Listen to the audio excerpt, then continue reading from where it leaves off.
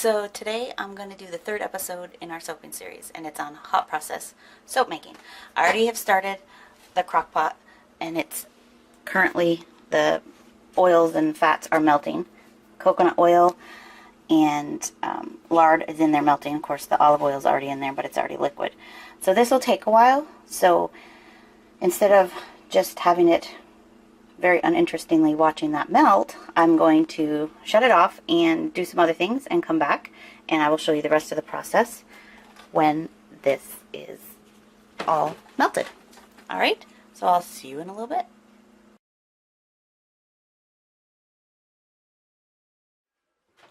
Alright, so the oils have all melted. They're all liquid.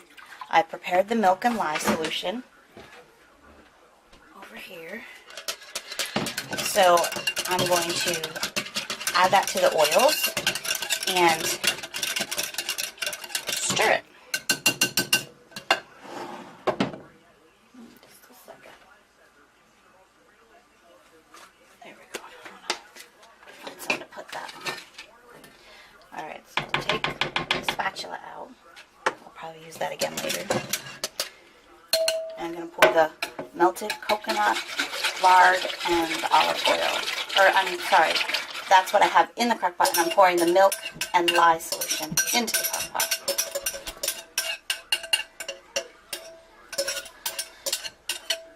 Okay. So now this will have to cook for a while. Put that back over there. You want to stir it all together. And as it cooks, it goes through different stages. And one of the stages is, as it's cooking, it starts bubbling up on all around the edges. And then it'll separate. And you'll see all this oil free floating. And that's okay, because that's one of the stages, because as it keeps cooking, it will come, and you keep stirring, it will come back together.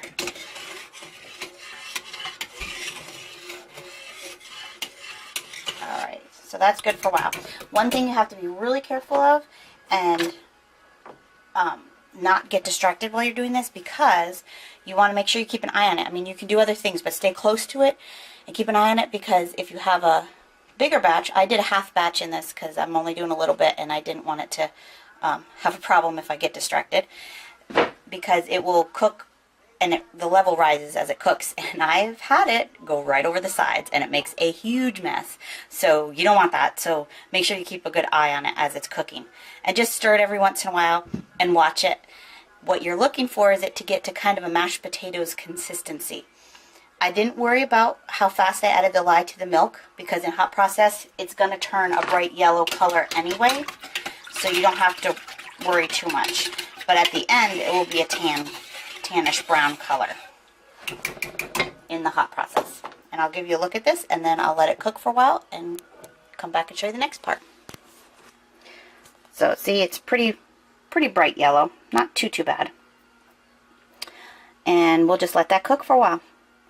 Okay, I just wanted to show you the middle stage of the cooking. See how it's separated? There's like solid stuff, and then all the oil is separated.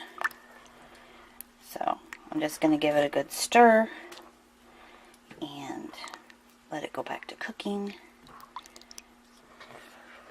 And we'll come back in a little bit. Okay, here it is, bubbling right up the sides, if you can see. I'm going to give it a stir. It's not done yet because it hasn't fully come back together, but it is getting there.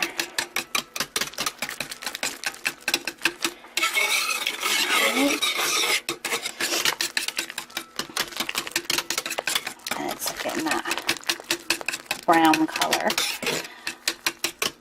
All hot process soap with milk anyway. I don't know any other kind because I only make goat's milk soap.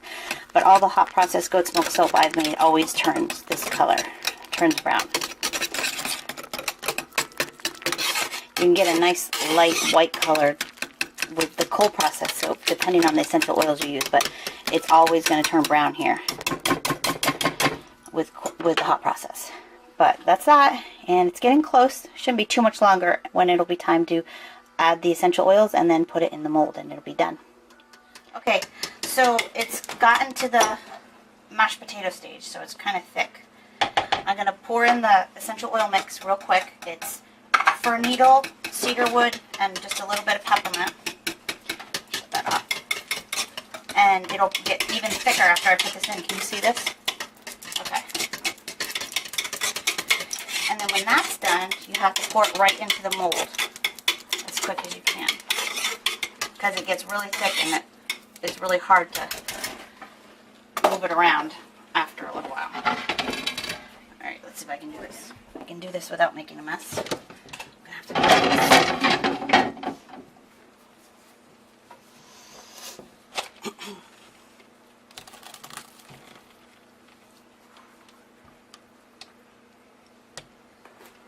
Woo! Just filled it. And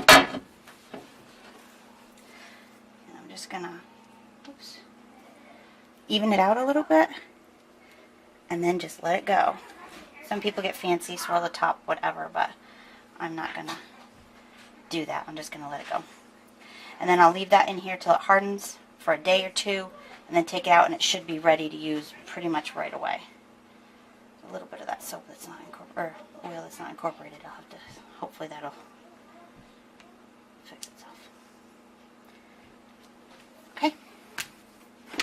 So I cut a few bars of the hot process soap, and I just want to show it to you real quick.